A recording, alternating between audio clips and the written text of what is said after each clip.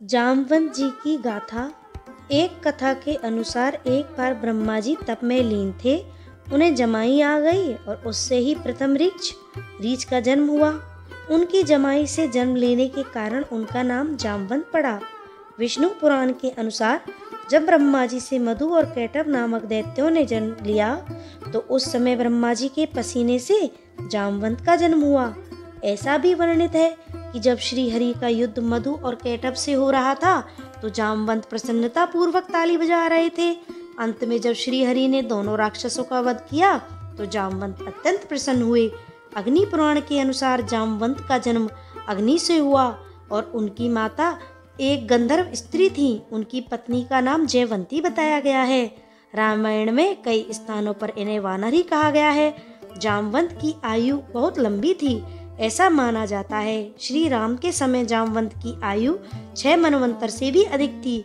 उन्हें मत्स्य अवतार को छोड़कर कूर्म अवतार से लेकर श्री कृष्ण अवतार तक सभी के दर्शन किए, अर्थात श्री हरि के 7 अवतारों के समय वे उपस्थित थे। उन्होंने प्रथम देवासुर संग्राम में भी भाग लिया था।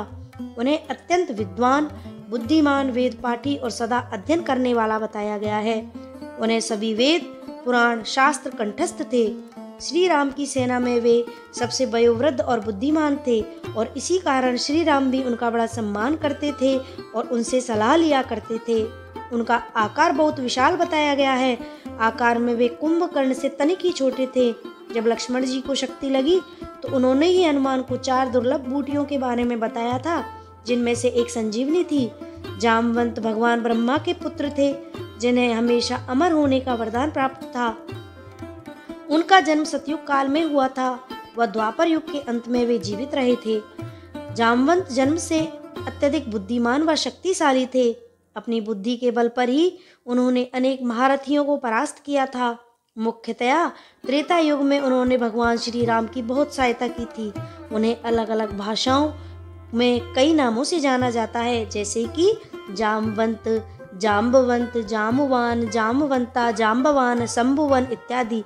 आज हम उनके बारे में विस्तार से जानेंगे, क्योंकि भगवान जामवंत परशुराम और हनुमान जी की भांति अमर हैं, इसलिए उनका योगदान भी कई युगों तक रहा। साथ ही उन्होंने भगवान विष्णु के कई अवतारों को धरती पर जन्म लेते व अपना कार्य पूर्ण करते देखा।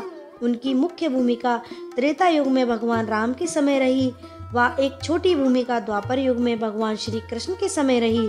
त्रेता युग में भगवान जामवंत का योगदान।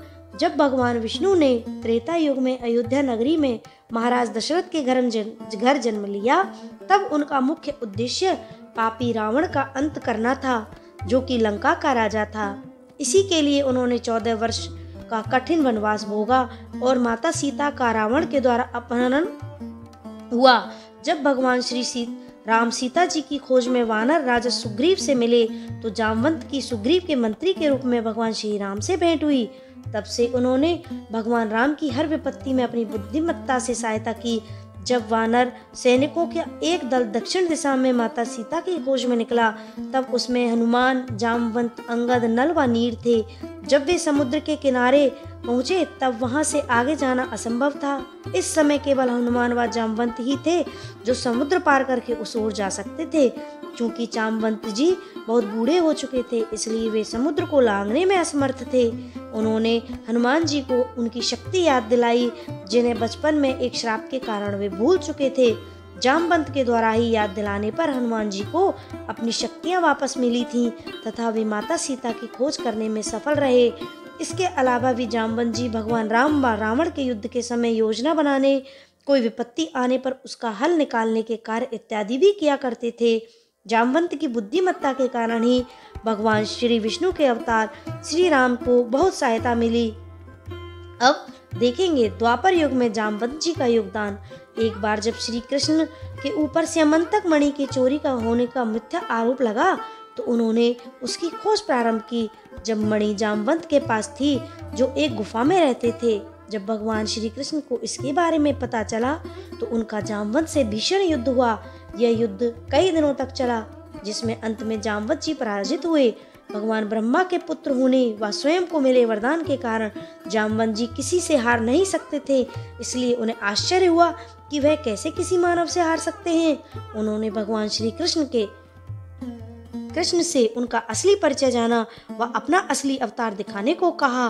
भगवान श्री कृष्ण ने उन्हें बताया कि वे स्वयं भगवान विष्णु के अवतार हैं व राम अवतार के बाद यह उनका अगला जन्म है। यह सुनकर जामवंत जी को अपने किए हुए पर बहुत पछतावा हुआ व उन्होंने श्री कृष्ण को अंतिम बार भगवान राम के रूप में ही दर्शन देने का अनुरोध किया। श्री कृष्ण ने उनका यह अनुरोध स्वीकार किया व उन्हें त्रेता युग में भगवान श्री राम के दर्शन दिए। इसके बाद जामवंत जी ने उन्हें उनकी मणि लौटा दी और अपनी पुत्री जामवंती के साथ उनका विवाह करने का प्रस्ताव रखा। श्री कृष्ण ने उनका यह प्रस्ताव स्वीकार किया व उनकी पुत्री जामवंती के साथ विवाह किया। इसके बाद श्री जामवंत जी मोक्ष को प्राप्त हुए। तो ये है जामवंत जी की छोटी सी गाथा। जय श्री राम।